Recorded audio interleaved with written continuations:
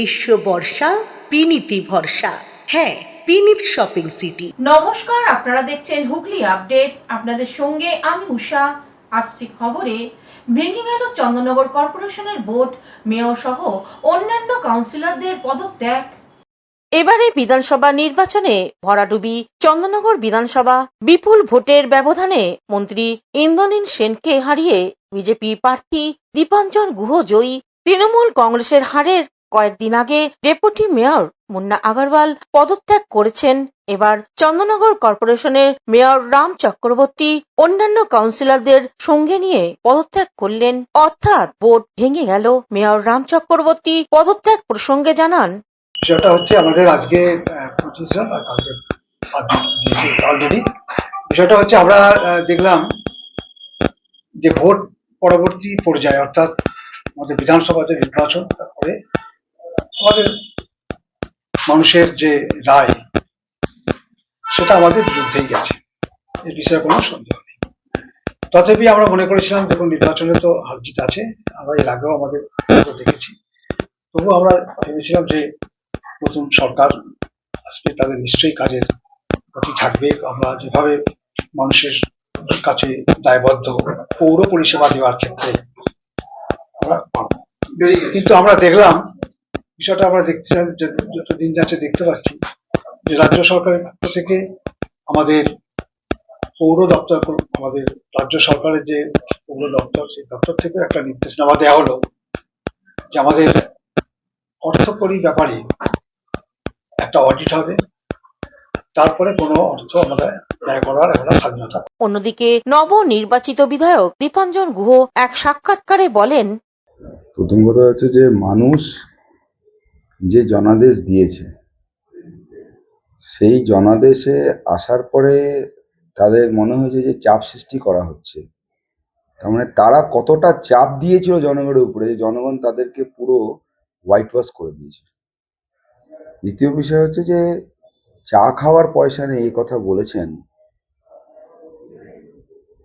আমার তো মনে হয় অনেকের অনেক কিছু তাদের বাড়িতে আছে। সরকার যদি ঠিকঠাক এনকোয়ারি করে, চা নয়, রেগুলার তো মোষের দুধের কফি খেতে পারে, এবং একবার নয়, দিনে 500 লোককে কফি খাওয়ার ক্ষমতা তাদের আছে। আমি বিতর্কের মধ্যে যেতে চাই না। যারা কুইট করেছে তারা এই ধরনের মন্তব্য না করে যদি কুইট করতেন তাহলে সেটা ভালো হতো। প্রত্যেকটা বিষয়ে রাজনীতি আমি করতে চাই না, আর কেউ করলেও করুক এটা আমি চাইও না। সবার জন্যই শুভেচ্ছা, সবার জন্য শুভকামনা, সবাই সবার রাজনীতি করবে, কিন্তু মানুষ জানে যে তারা কে কি করেছে। কর্পোরেশনের যে দুর্নীতি যেভাবে হয়েছে, সেই দুর্নীতি মানুষ মেনে নেয়নি, চন্দননগরের মানুষ প্রত্যাখ্যান করেছে। হুগলি থেকে চন্দ্রনাথ দত্তের রিপোর্ট, হুগলি আপডেট। পুকুর ভরাট করে চিপস কারখানা হুগলির তারকেশ্বরে। বাগবান থেকে তৃণমূল সরকার, গ্রামবাসীদের কথা কেউ শোনেনি। অবশেষে মহামান্য হাইকোর্টের হস্তক্ষেপ। কোর্টের রায়কে বুড়ো আঙুল দেখিয়ে দীর্ঘদিন ধরে একটি পুকুরকে ভরাট করার অভিযোগ উঠল চিপস কোম্পানির মালিকের বিরুদ্ধে। ঘটনা তারকেশ্বর থানার অন্তর্গত বালিগড়ি 2 নম্বর পঞ্চায়েতের অধীন বাগবাড়ি এলাকায় অবস্থিত একটি আলুর চিপস তৈরি কারখানায়। বিষয়টি নিয়ে 2017 সাল থেকে আইনির পথে লড়াই করছেন লেথো শ্মশান কমিটির সভাপতি ছবি হাসদা ও সম্পাদক অধ্যাপক বাবুসোনা রায় সহ গ্রামবাসী বৃন্দ। তাদের দাবি, এই কারখানার ভিতরে প্রায় RS দাগের উল্লেখিত 28 বিঘে পুকুর ছিল। তৎকালীন বামফ্রন্ট সরকারের আমলে জোরপূর্বক বন্দুকের জোরে সেটি কেটে এলো, আর দাগের 14 বিঘে করা হয়।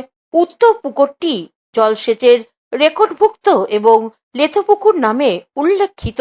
কারখানার মালিক এটিকে দীর্ঘদিন ধরে দুর্গন্ধ এবং আবর্জনায় ভরিয়ে পুকুরটিকে অবলুপ্ত করার চেষ্টা করেছে। পুনরায় মহামান্য কোর্টের রায়ে পুকুরটিকে পুনরায় পূর্বের অবস্থায় ফিরিয়ে দেওয়ার নির্দেশ দেওয়া হয়েছে। শুক্রবার তারকেশ্বরে বিএলআরও সাহেব তার টিম নিয়ে কারখানায় পরিদর্শনে আসেন। উনি বিগত 15 দিন আগে কারখানার মালিককে পুকুরটিকে আগের মতন অবস্থায় ফিরিয়ে আনার জন্য নোটিশ জারি করেন বলে জানা যায়।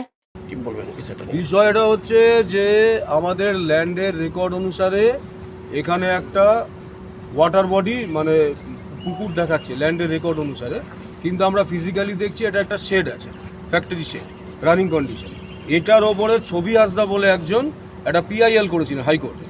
পিআইএল করার পরে হাইকোর্ট ডাইরেকশন দিয়েছিলেন যে এটা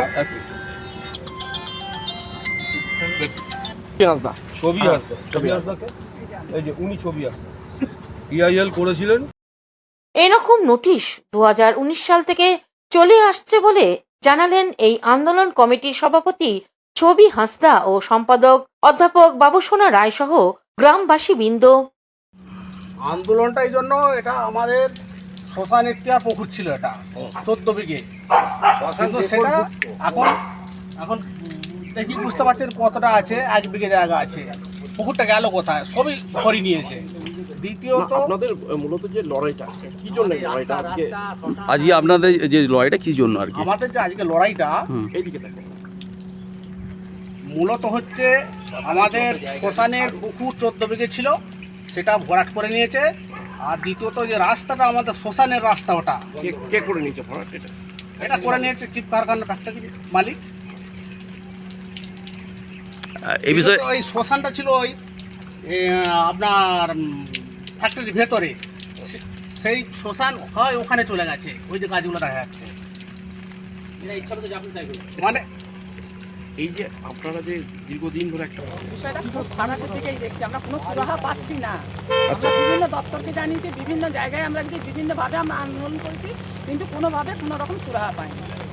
আপনি তো হাইকোর্টে হ্যাঁ, কেস করেছিলেন, হ্যাঁ, আমি কেস করেছি। সেখানে কি রায় দিয়েছিলেন? রায় দিয়েছিলেন শ্মশান করার জন্য, পুকুর করার জন্য ওনারা রায় দিয়েছিলেন। মানে ওনারা তো ভিজিটে এসছেন, আধিকারিকরা এসছেন, হ্যাঁ, বেলার এবার এসছে, এর আগেও এসেছিলেন। কি বললেন? আপনাদের সঙ্গে কথা হলো? কথা হলো? কথা হয়েছে? বেলারের সঙ্গে কথা হয়েছে? হ্যাঁ, আমরা হ্যাঁ, বলছি কি বললেন, উনি কি বললেন? ওনারা এখনো অর্ডার পাননি, অর্ডার হাইকোর্ট থেকে অর্ডার আসবে, সেই অর্ডার পেলে উনি জানাবেন। উনি তো বলছেন যে স্টে অর্ডার হয়ে গেছে। উনি এখন এসে বললেন না যে স্টে অর্ডার হয়ে গেছে, বিষয়টা নিয়ে আবার স্টে অর্ডার করা এটা বারবারই হয়। এবং মহামান্য কোর্টের রায় অনুযায়ী মূলত বিষয়টা কি আছে আপনাদের? আমাদের এখানে লেথর পুকুর আছে 14 বিঘে। লেথো হ্যাঁ হ্যাঁ, রেকর্ডভুক্ত। আচ্ছা আচ্ছা। এই 14 বিঘে পুকুরটা এখানে আছে, যেটা কি এনারা ইনক্রোচমেন্ট করে রেখেছে কারা দীর্ঘদিন কারা?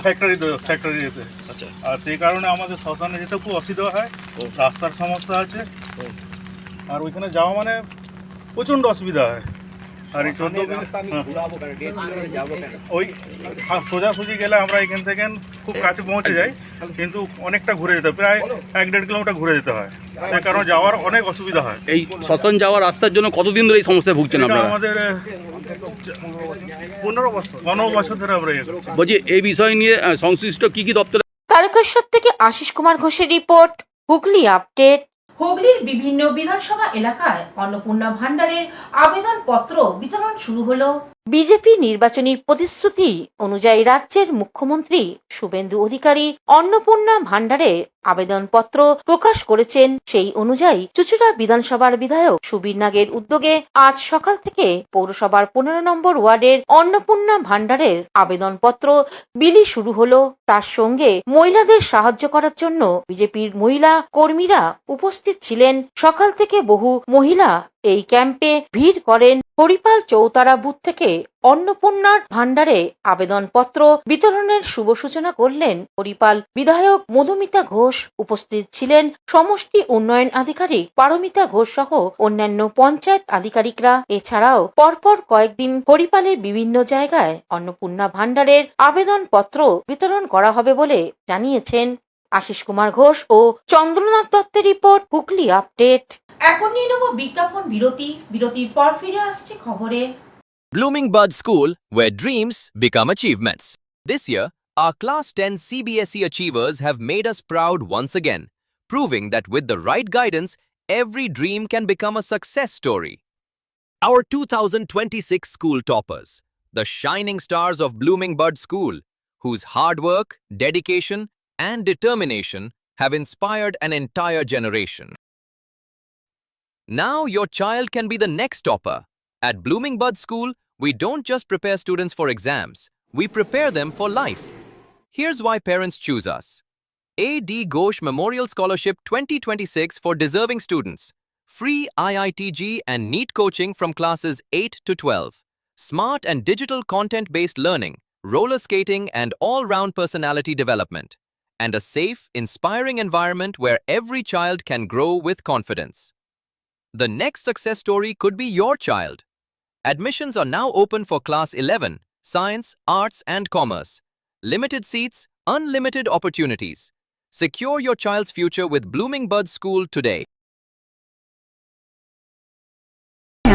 Is a holistic weekend destination for friends, family, and couples and offers magic to soothe your body, mind, and soul.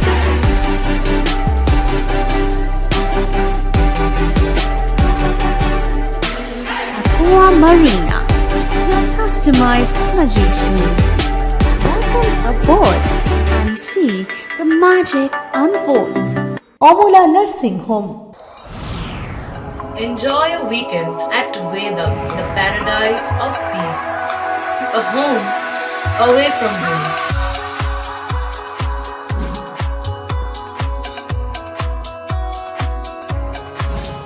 See yourself resonating with the nature. Vedam welcomes you to create your best memories. বিরতির পর ফিরে এলাম খবরে। হুগলি চুঁচুড়ার পৌরসভায় ভুতুড়ে কর্মী খুঁজতে নবনির্বাচিত বিধায়কের অভিনব উদ্যোগ। চুঁচুড়ার নবনির্বাচিত বিধায়ক সুবীর নাগ গত কয়েকদিন আগে হুগলি চুঁচুড়ার পৌরসভার পৌর প্রধানের সঙ্গে সৌজন্য সাক্ষাৎ করতে আসেন। সেই সভায় ভুতুড়ে কর্মচারী প্রসঙ্গ উঠে আসে এবং তখনই সিদ্ধান্ত হয় সমস্ত ওয়ার্ডে বিধায়কের পক্ষ থেকে একজন করে প্রতিনিধি ওয়ার্ডের সাফাই কাজ থেকে শুরু করে কর্মচারীদের উপস্থিতি সবকিছু দেখাশোনা করবেন। সেই মতন আজ 31 জনের নামের তালিকা তুলে দেওয়া হয় পৌর প্রধান সৌমিত্র ঘোষের হাতে। 30টি ওয়ার্ডে 30 জন প্রতিনিধি ছাড়াও একজন প্রতিনিধি পৌর প্রধানের সঙ্গে যোগাযোগ রেখে পৌর উন্নয়নের কাজ এগিয়ে নিয়ে যাওয়ার সহায়তা করবেন। এ বিষয়ে প্রতিনিধি দলের পক্ষ থেকে কি জানানো হচ্ছে শুনবো। অন্যদিকে পৌর প্রধান কি জানাচ্ছেন শুনবো। বিধায়কের নির্দেশে একটি সহযোগী দল যারা আমাদের পৌর প্রধান তথা আমাদের পৌর সদস্যরা প্রত্যেকটা ওয়ার্ডে আছে তাদের সঙ্গে একসঙ্গে কাজ করার জন্য বিধায়কের তরফ থেকে একটা প্রতিনিধি দল তৈরি করা হয়েছে। সেই প্রতিনিধি দলের তালিকা আমরা পৌর প্রধান হাতে তুলে দিলাম এবং আগামী দিনে যাতে এই কাজগুলো সুষ্ঠুভাবে করা যায় এবং নাগরিক পরিষেবা যাতে আরও ভালোভাবে হয়, নাগরিক পরিষেবাকে আরও উন্নত করার লক্ষ্যে আজকে আমরা পৌর প্রধান হাতে তালিকাটা তুলে দিলাম। কতজন এই প্রতিনিধি দলটা কতজন? এই প্রতিনিধি দলে 30টা ওয়ার্ডে 30 জন কোঅর্ডিনেটর বিধায়কের তরফ থেকে আছে আর পৌর প্রধানের সঙ্গে লিয়াজও করে 30টা ওয়ার্ডেই দেখাশোনার দায়িত্ব দেওয়ার দায়িত্বে আমি রয়েছি। 31 জন 30 জনের সদস্যের একটা দল তৈরি করা হয়েছে। এই যারা রয়েছে কোঅর্ডিনেটরের সদস্য তারা মূলত কি করবে ওয়ার্ডগুলোতে? তারা ওয়ার্ডে বিভিন্ন অঞ্চলে নাগরিক পরিষেবা কতটা ভালো হচ্ছে বা সেটাকে আরও খুব ভালো করা যায় বা কোথায় কী সমস্যা আছে সেই সমস্যাগুলোকে মানুষের কাছ থেকে তারা আপনাকে বলছেন যে 30টি ওয়ার্ডেই থাকবে, এই বিষয়টি কি? এটা মাননীয় নবনির্বাচিত বিধায়ক তিনি আমাকে একদিন ফোন করেছিলেন, দিয়ে বললেন আমি একদিন পৌরসভায় যেতে চাই, অল কাউন্সিলার্সের সঙ্গে পরিচিত হতে চাই। আমিও তাকে চায়ের নিমন্ত্রণ করেছিলাম পৌরসভায়, তিনি এসেছিলেন, কাউন্সিলররা বসেছিলেন, কাউন্সিলরদের সঙ্গে পরিচয় হয়েছিল। সেদিনকে উনি পৌরসভার সুবিধে অসুবিধে সব জানতে চেয়েছিলেন। আমরা তাকে ডিটেলসে বলেছি যে আমাদের পৌরসভায় মাইনে দিতে দেরি হয়, তবে কেউ বলতে পারবে না আমরা 2 মাস মাইনে পাইনি, 3 মাস মাইনে পাইনি, এটা বলতে পারবে না। আমাদের 15 দিন, 20 দিন, 25 দিন দেরি হয়, কিন্তু আমরা দিই নিজস্ব ফান্ড থেকে, সরকারি ফান্ড। যেহেতু এপ্রিল মাসে ভোট পড়ে গেছিলো, মে মাসে সরকার গঠন হচ্ছে, এরকম অবস্থা, আমাদের টাকা কড়ি কিছু পাওনা হয়ে রয়েছে, সেটা সরকারের থেকে পাইনি, সেগুলো আমরা বিধায়ককে জানিয়েছি। গভর্নমেন্ট হোল্ডিংগুলো থেকে ইন্টারেস্ট সমেত আমাদের 8 কোটি টাকা মতন পাওনা আছে, যেটা আমরা পাইনি, সেটাও আমরা বিধায়ককে জানিয়েছি। যে আমরা যদি এইগুলো ঠিক ঠিক টাইমে পাই, তাহলে আমাদের পৌর কর্মচারীরাও মাইনেটা একটু তাড়াতাড়ি পেতে পারে, তারা মুখে তাদের হাসি ফুটতে পারে, আর পৌরবাসীর পক্ষেও ভালো, আমরা ওই টাকা থেকে। হুগলি থেকে চন্দ্রনাথ দত্তের রিপোর্ট, হুগলি আপডেট। বোলপুরে প্রাক্তন মন্ত্রী চন্দ্রনাথ সিনহার বাড়িতে সিআইডির হানা। রাজ্যের প্রাক্তন মন্ত্রীর বাড়িতে ফের তৎপর হলো সিআইডি। শুক্রবার সাত সকালে বোলপুরের তৃণমূল বিধায়ক চন্দ্রনাথ সিনহার বাড়িতে পৌঁছয় সিআইডির একটি দল। বৃহস্পতিবার পর টানা দ্বিতীয় দিন তাদের এই উপস্থিতিকে ঘিরে এলাকায় চাঞ্চল্য ছড়ায়। সূত্রের খবর, বিধানসভার বিরোধী দলনেতা নির্বাচনকে কেন্দ্র করে জমা পড়া বিভিন্ন বিধায়কের স্বাক্ষর নিয়ে তদন্ত শুরু করেছে সিআইডি। ওই স্বাক্ষরগুলি আসল না জাল তা যাচাই করতেই এই পদক্ষেপ বলে জানা গিয়েছে। কৌশিক ঘোষের রিপোর্ট, হুগলি আপডেট। এখনকার মতন খবর এই পর্যন্তই। প্রতিদিন দেখুন হুগলি আপডেট। নমস্কার।